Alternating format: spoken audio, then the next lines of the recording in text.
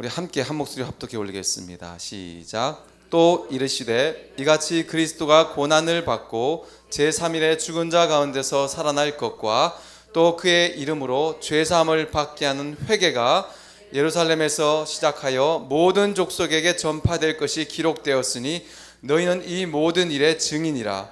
볼지어다 내가 내 아버지께서 약속하신 것을 너희에게 보내리니 너희는 위로부터 능력으로 입혀질 때까지 이 성에 머물라 하시니라.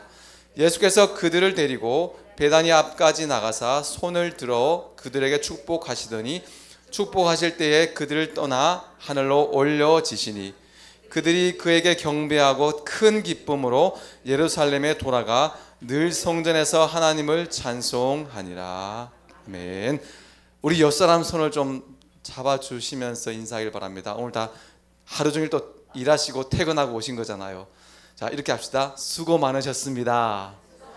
네, 또 은혜 받으십시다. 네, 아이고. 네. 네, 참 저녁에 오신 분들 참 너무 여러분 축복합니다. 네, 이 기도회도 저녁 기도 때 할 때 보면 참 이렇게 하루 일과를 다 끝내고 오셔서 피곤하지만 그래도 기도하기 위해서 오고 또 예배드리기 위해서 나온 이 자리들이 참 볼 때마다 너무 귀하다는 생각이 듭니다. 네, 여러분 하나님의 은혜가 있을 줄 믿습니다. 네, 여기가 훨씬 편한 것 같아요. 그래서 제가 위에 있다가 내려왔습니다. 옛날 생각도 나고 좀 이렇게 굳어지더라고요. 위에서는 제가 죄송합니다. 네, 그 생각하다 보니까 권사님 성함을 제가 까먹었어요. 네. 네, 오늘 말씀 부활 이후라는 제목으로 말씀을 전하겠습니다. 네. 여러분 언제 예수님을 믿으셨습니까? 언제였더라? 네. 예, 각자 또 예수님 믿었던 때가 다 있습니다. 저는 이제 20살 때라고 늘 이렇게 간증할 때 말씀드렸어요. 그 전까지 교회 가면 밥을 주냐 돈을 주냐 하다가 20살 때. 네, 여러분 예수님 믿은 시점, 정말 예수 그리스도를 인격적으로 만나고 내가 예수님을 믿는다라고 할 때 그때부터 해서 우리 믿는 사람에게 주어지는 의무 하나 딱 있습니다. 뭘까요? 믿자마자 바로 주어지는 의무입니다.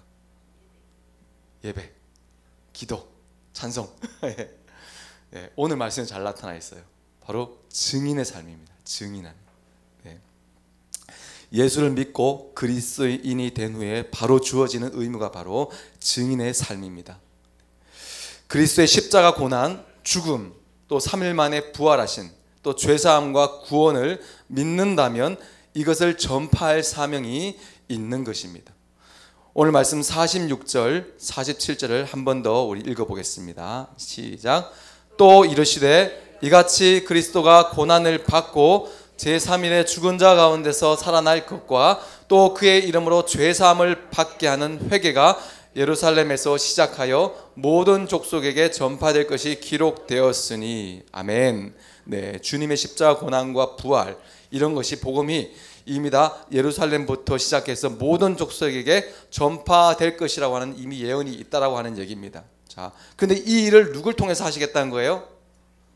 자, 48절 또 한번 시작. 너희는 이 모든 일의 증인이라. 아멘. 네, 이제 여기서 너희는 이제 제자들이 되겠죠. 그러나 이제 오늘날 저와 여러분들 두고 얘기하는 겁니다. 예수님의 십자가 고난과 죄사하심과 부활을 믿는 저와 여러분에게 동일하게 증인된 삶을 살라고 떨어져 있는 사명입니다. 할렐루야. 여러분 믿으시죠? 네, 우리가 그 사명을 감당해야 됩니다. 예수 믿으면서부터 바로 해왔어야 되는 거예요. 지금까지.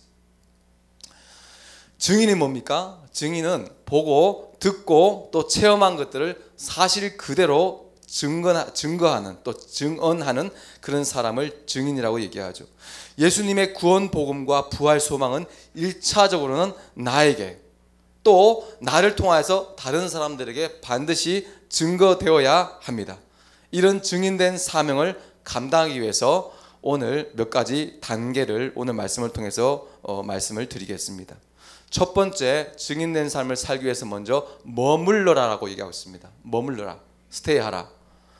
오늘 누가복음 24장 49절 말씀 같이 한번 읽어보겠습니다. 49절 시작. 볼지어다 내가 내 아버지께서 약속하신 것을 너에게 보내리니 너희는 위로부터 능력으로 입혀질 때까지 이 성에 머물라. 예, 머물라. 이 성에 머물러래요. 뭐 하기 위해서요? 약속한 것을 너에게 보내준대요. 그래서 위로부터 능력이 입혀질 때까지 이 성에 머물라라고 얘기하고 있습니다. 약속한 것은 뭘까요? 주님께서 뭘 약속해 주셨죠? 성령을 보내주겠다고. 보혜사 성령님을 보내주겠다고 약속하셨어요. 그래서 그것이 올 때까지 기다리라, 머물라 이렇게 얘기하고 있는 거죠. 성령 받을 때까지 머물러라는 것이에요. 여러분, 부활한 주님을 만났어도 성령 받아야지 확신이 생기고 또 죽음까지 각오하면서 사명을 감당할 수 있게 되는 것입니다. 그러면 성령 받으면 어떤 일이 일어나기 때문에 성령 받을 때까지 기다리라고 얘기하고 있을까요? 많은 부분이 있지만 제가 간단하게 몇 가지만 뽑아보면요, 성령을 받게 되면은 진정한 회개와 나의 사명이 무엇인지를 알게 된다는 겁니다. 그 사명이 회복되는 거예요.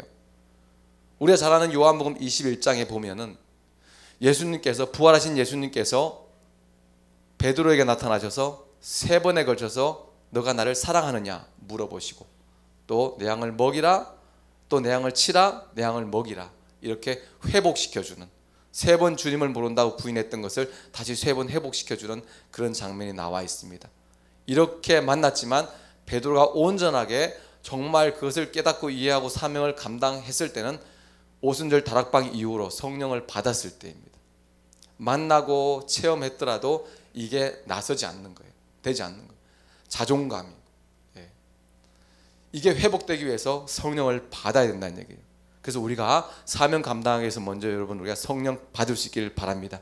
성령 받을 때까지 머물러야 됩니다. 그래야지 진정한 회개가 나오고 내가 정말 왜 살아가야 되는지도 성령 받을 때만이 나타날 수 있다고 봅니다. 그리고 성령 받으면 어떤 일이 일어나는가? 배우고 들은 것이 생각난다라고 말하고 있습니다. 요한복음 말씀, 요한복음 14장 26절 한번 읽어봅시다. 시작. 보혜사 곧 아버지께서 내 이름으로 보내실 성령, 그가 너희에게 모든 것을 가르치시고 내가 너희에게 말한 모든 것을 생각나게 하시리라. 아멘. 아멘. 여러분의 기억력을 믿으십니까? 아니요, 아멘 하려고 그랬어 누가. 네.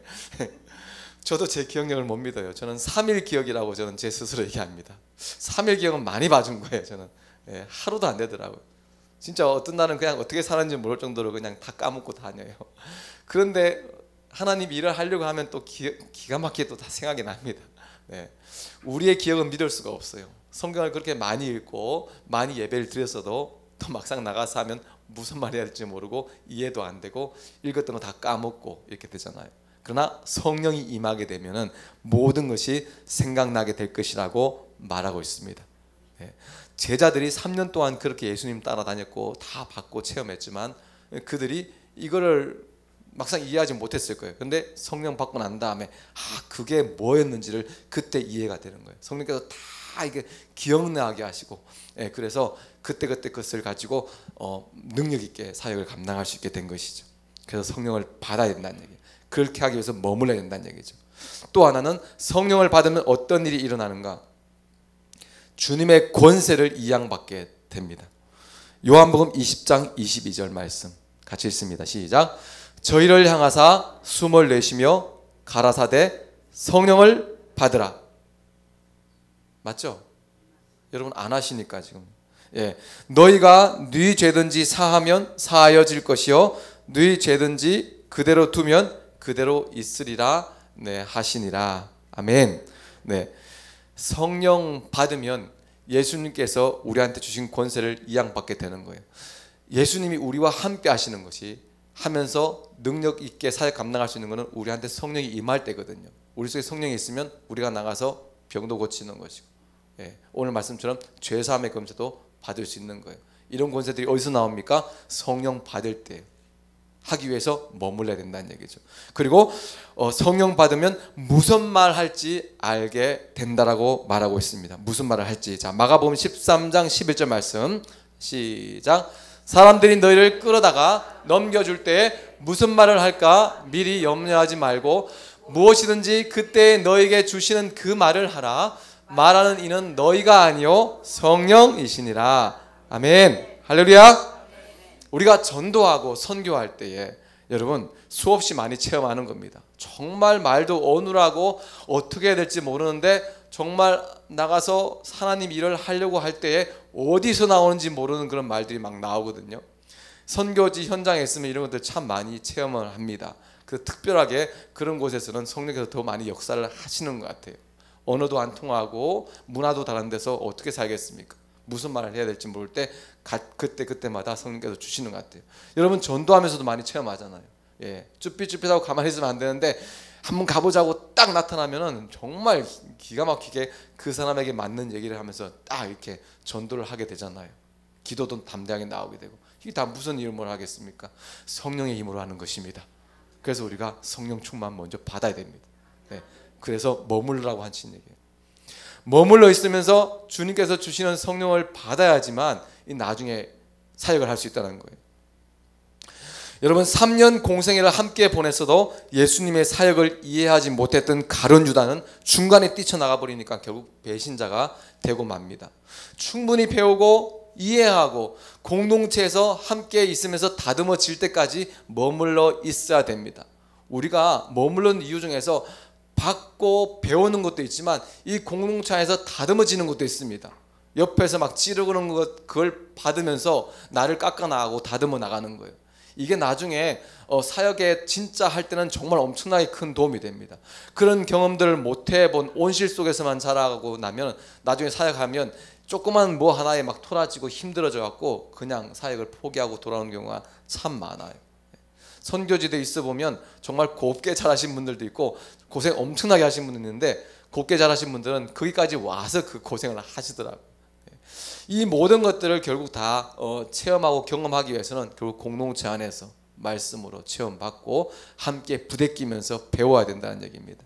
봉사하는 것도 전도하는 것도 선교하는 것도 성령 받지 않으면 또 성령께서 주시는 능력과 그 성품으로 하지 않으면 문제가 발생하게 되는 것이죠. 부활 주님을 만나 증인은 되었지만 이 일에 너희들은 다 증인이다라고 분명히 말씀을 하셨지만 그럼에도 불구하고 아직 더 머물러 있어야 합니다. 객기로 뛰쳐나가면 안 된다는 얘기예요.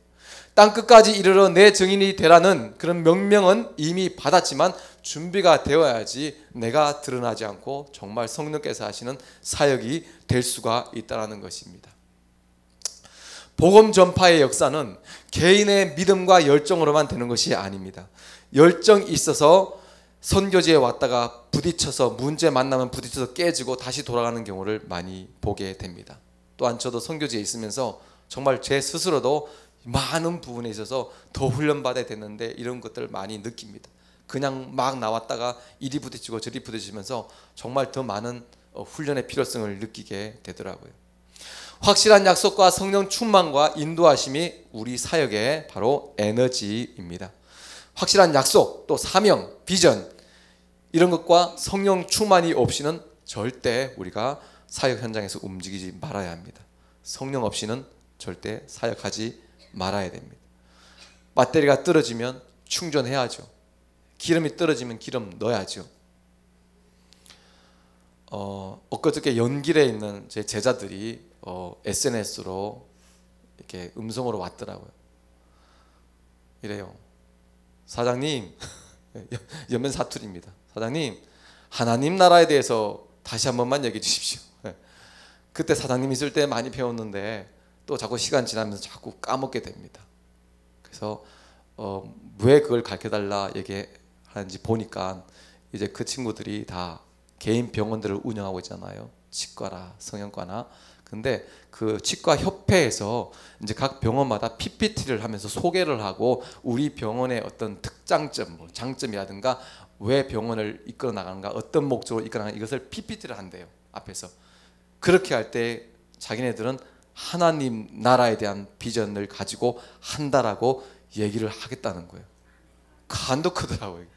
중국에서. 그래서 제가 얘기는 해줬는데 나중에 와서 정말 잘했대요. 하고 난 다음에 나중에 뒤에서 모여서 다과를 나누는데 그 협회에 정말 좀 이렇게 지위가 높게 있는 분이 오셔갖고 하는 얘기가 병원들이 어떤 분은 믿는다라고 얘기하는 병원들이 있는데 말로만 그러는데 이 병원은 진짜 하나님 나라라고 하는 것을 알고 세우려고 한다라고 칭찬을 하고 갔더랍니다. 여러분, 끊임없이 우리가 떨어지면 배워야 돼요. 충전 받아야 돼요. 지난번에 작년 10월 달에 이 친구들이 왔을 때도 그러잖아요. 오자마자 바로 저한테 한 얘기가, 사장님, 저는 아직도 사장님이에요. 영원한 사장님. 사장님, 기름 떨어졌습니다. 그리고 왔어요. 그래 와서 양평 하나콘도 가서 막 또 밤에 또 막 기도하고 부르짖어 기도하고 그리고 막 병 낫고 그러고 갔잖아요. 그 힘으로 또 살아가는 거예요. 또 살다가 또 떨어지면 또 한번 연락 옵니다. 떨어졌다고. 그러니까 지금 어떻게 하겠어요? 갈 수도 없는데 가끔가다 한 번씩 이렇게 메시지를 날려주면서 조심스럽게 다시 가르쳐 줍니다.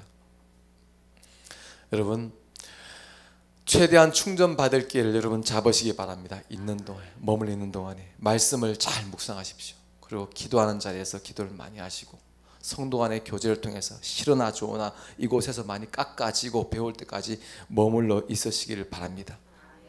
저는 작년부터 올해까지 하나님 앞에 따지고 기도하는 게 있습니다. 하나님, 왜 내가 여기 남아 있습니까? 그 이유를 확실하게 알려주십시오. 그렇게 기도했는데 아가서 처음 시작할 때 저한테 확실한 해답을 주셨고 제가 자유함을 얻었어요. 정말 자유함을 얻었는데 그건 다음에 김상무 목사님 어쩌다 한 번씩 다음에 궁금증을 남겨놓고 다음에 정말 너무 자유함을, 이게 오래 가기를, 또 내일 가서 또 팍 꺾어져 갖고 막 중내산에 하지 않기를 제가 계속 기도하고 있습니다.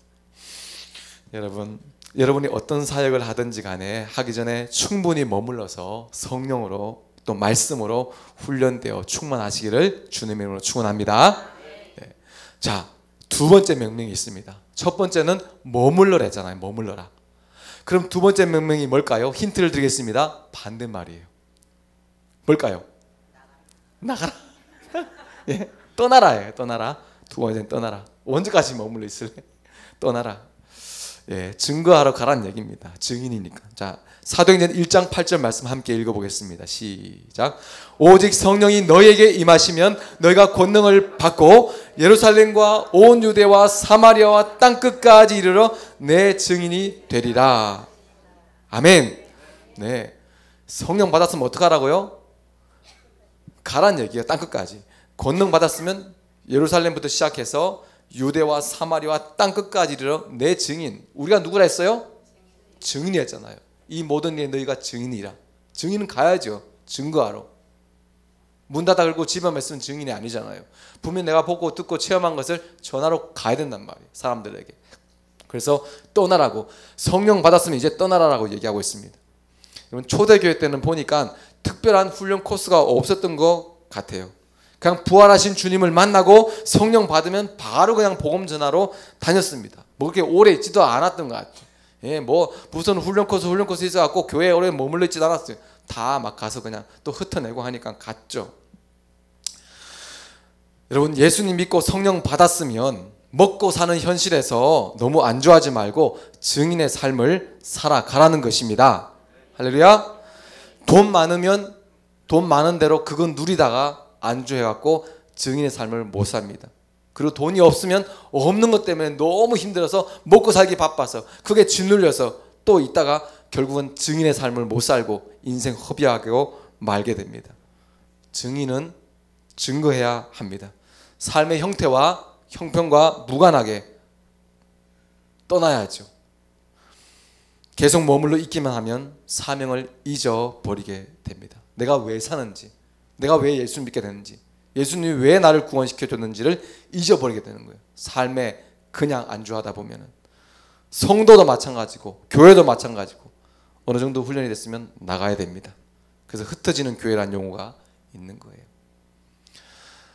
여러분, 지금은 소천하신 하용조 목사님, 온누리교회, 그분 소천하시기 몇 개월 전에 교회에서 말씀 전할 때 이런 말씀을 하셨다라고 들었어요. 성도들이 막 이게 막 복도고 막 온 의자에 꽉 차서 막 넘쳐날 정도로 앉아 있는데 그걸 보시면서 여기 있는 사람들 다 나가라고 했답니다. 성령 받았으면 이제 증거하러 나가라. 성령 적게 받은 사람들은 가까운 데 가정이나 동네나 이웃에 가고, 성령 많이 받은 사람들은 세계 열방을 해서 나가고 다 떠나가라고. 예. 오늘 교회가 좀 규모는 있지만 엄청 오래된 교회잖아요. 더 짓지도 않아요. 예. 미어 터져도 그냥 자꾸 나가지 왜 자꾸 들어오냐 이거. 네, 자꾸 내보냅니다. 정말 임팩트 있는 말씀을 하고 가셨어요. 물도 고여 있으면 썩습니다. 사도행전의 초대교회 역사를 보십시오. 처음에는 정말 좋았어요. 성령 충만했고 막 2,000명, 3,000명이 막 모여듭니다. 사람들이 많아지니까 문제들이 하나씩 생기게 됩니다. 그래서 사도행전 6장에 가면은 이제 이런 갈등들이 벌어지죠. 이제 사람들이 모이니까 가난한 사람들도 있어요. 헌금을 모아가지고 구제를 한다고 가난한 사람들을 구제합니다. 그 중에 헬라파 유대인들이 있는 과부가 있고 히브리파 과부가 있는데, 이 구제하는 곳에 히브리파 과부들만 구제비를 주고 이 헬라파는 빼먹은 거예요. 어떻게 뺐는지 모르겠지만 그 갖고 또 갈등이 벌어져요. 왜 쟤네들만 주고 우리는 안 주냐. 네. 그렇게 은혜로워야 될 교회들이 이렇게 막 갈등들이 생기니까 어쩔 수 없이 조직을 만들고 제도를 만들고 7 집사님을 세워가지고 이 사도들이 그것 때문에 너무 막 신경이 쓰이니까 너희가 다 감당하고 이런 것들은 우리는 말씀 전하는 것들만 하겠다 이렇게 하는 거죠. 커지니까. 그런 계기로 이제 교회가 결국 그 다음에 스데반이 순교하게 되고 그로 말미암아 핍박이 오자 교회는 흩어지게 됩니다. 선교하는 교회가 건강한 교회입니다. 끊임없이 시선을 외부로 돌려서 교회의 본질적인 목적이 무엇인지 증인된 삶을 사는 것이 바로 본질된 목적이라는 것을 계속해서 보여주고 가르쳐 주어야만 하는 것입니다. 흘려보내고 흩어보내면서 증인된 삶을 살도록 비전을 제시하는 교회가 내부적으로 외부적으로 강한 건강한 교회가 되는 것입니다. 다 그런 건 아니겠지만 사람들이 모이면 문제는 생길 수밖에 없습니다. 다양한 인간들의 그 요구와 심리들, 성품들이 부딪히고 서로 또 바라보면서 서로를 시험 들게 만들고 시험 주고 그런 일들이 생길 수 있다는 것이죠. 그러나 비전이 있고 목적이 뚜렷하게 있으면 정신이 없습니다. 그것을 하기 위해서 무엇이 목적인지 분명히 보고 가는 거고 자꾸 흩어내는 거죠. 안에 와서 싸울 시간도 없어요. 계속해서 전도하고 선교하는, 그렇게 움직이는 교회들은 활발하게 움직여지게 되는 것입니다. 그리고 그것이 진리이고 영적인 것이고 하나님의 것이라면 더더욱 그렇습니다. 저는 지금까지 제 마음속에서는 한국에서든지 어디든지 목회를 할 생각은 없습니다. 교회를 할 생각은 없는 거예요. 근데 혹시라도 하나님께서 기회 주셔서 한국에서든 또 해외에서든 목회라는 걸 하게 되면, 저는 교회를 하게 되면 선교 지향적 교회를 만들겠다고 지금 기도하고 있습니다. 사람이 많이 모이는 것이 아니라 1명 모이든 2명 모이든 10명이 모이든지 와서 훈련받고 바로 나가고 훈련받고 바로 나가고 끊임없이 흩어내고 한 50명 또 100명 돼갖고 또 조직을 만들어야 되고 뭘 세워야 되고 가운데 막 갈등들이 생겨나도 건물이 필요하고 넓은 장소가 필요해지면 다 또 흩어내려고 그래요. 이렇게 하면서 끊임없이 흩어주면서 나가서 전도하고 선교하게 하려고 그런 마음을 가지고 기도하고 있습니다. 여러분, 엔진은 움직여야죠. 그리고 철만은 달리고 싶다. 성령의 기름을 넣었으면 이제 엔진이 달려야 됩니다. 믿는 자는 분명히 복음 들고 어디론가 가야만 합니다. 복음의 빚진 자잖아요. 자기 지역이나 직장이나 학교나 해외나 복음 전하는 교회와 가정이 생명력이 있습니다. 그럼 그렇게 될 수 있기를 바랍니다. 마태복음 28장 19절 말씀, 잘 아는 말씀입니다. 한번 읽어보겠습니다. 너희는 가서 모든 족속으로 제자를 삼아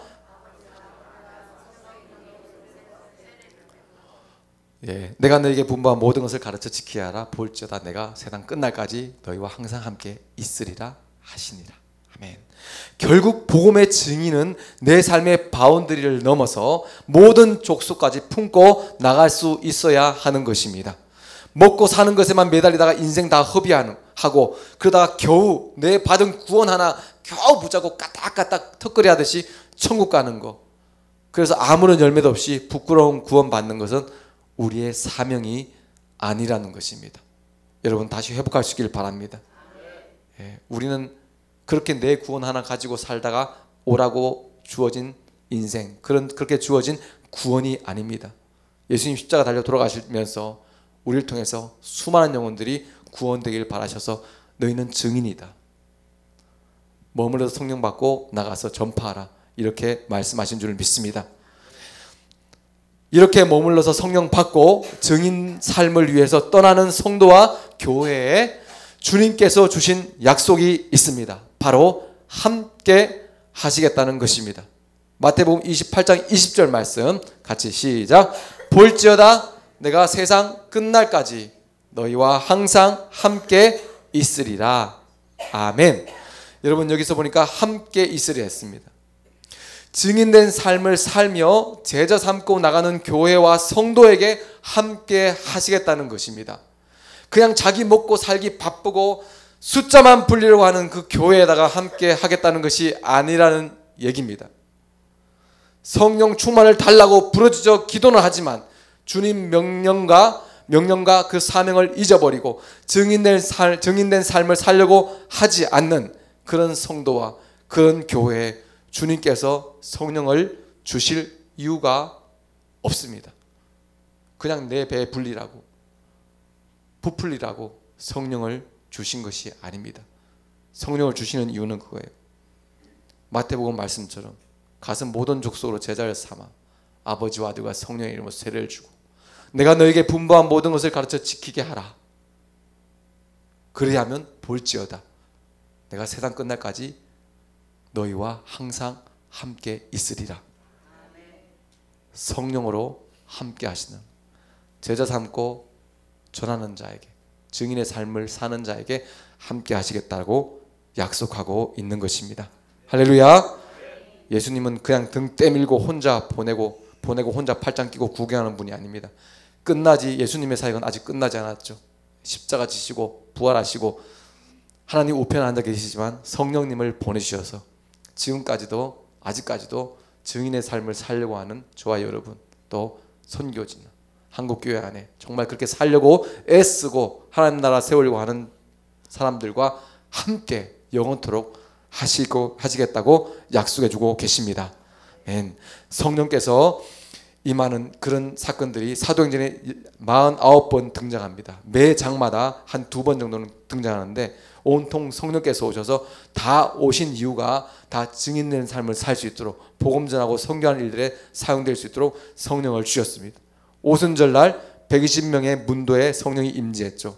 베드로의 설교도 도우셔갖고 믿는 자의 수가 3천이나 더하게 하시고 아나니아와 삽비라의 범죄를 알게 하시고 경각심을 심어주신 성령님, 그리고 7지사를 세우시고 스데반 설교와 순교하신 것을 도우시고 사마리아 사람들에게 성령을 부어주시고 빌립을 에티오피아 내시에게 인도하셔서 세례 주게 하시고 대적자 사울, 바울 이 눈을 멀게 하여 회심시키시고 이방인에게도 성령을 임하게 하시고 또 고넬료와 베드로를 만나게 하셔서 이방인의 선교할 수 있는 길을 열어주시고 아가보에게다가 임하셔서 흉년을 예고케 하시고 바나바와 사울 또 바울을 이방인의 사도로 세우시고 아시아에서 말씀을 전하는 것을 막으기도 하시고 옥에 갇힌 바울과 실라를 풀어주시고 바울의 고린도 전도의 확신을 심어주시고 에베소 사람들에게 성령이 임하여 방언과 예언을 하게 하시고 바울의 환난을 예고해 주시고 풍랑 속에서도 확신을 주시면서 복음 전하는 길에 힘을 주신 성령님이십니다. 우리의 사역에도 성령께서 분명히 도우실 줄 믿습니다. 세상 끝날까지 함께 하시겠다고 약속해 주셨습니다. 어떤 사람에게요? 어떤 사람에게요? 증인된 삶을 살려고 하는 사람입니다. 여러분 성령께서 함께 하시는 것을 체험하고 싶으십니까? 그럼 여러분 머물러서 훈련 받으시고 이제 증인된 삶을 살기 위해서 떠나기를 바랍니다. 여러분의 삶 속에서 충분히 훈련되고 받으셨으면 이제는 가정과 이웃과 직장과 사회 속에 복음 들고 나가시고 성령 많이 받으신 분은 열방을 향해서 들고 나가셔서 그렇게 우리를 통해서 하나님 나라 세워주시고, 그래서 정말 주님 앞에 갔을 때에 부끄럽지 않도록, 주님 다시 오실 때 뭘 물어보겠습니까? 마지막 부탁했던 사명 감당했느냐? 모든 족속으로 제자를 삼았느냐? 그 분명히 물어보실 것입니다. 부끄럽지 않는 우리의 구원, 부끄럽지 않는 주님과의 만남 가질 수 있는 저와 여러분 될 수 있기를 주님의 이름으로 축원합니다. 우리 함께 찬양하며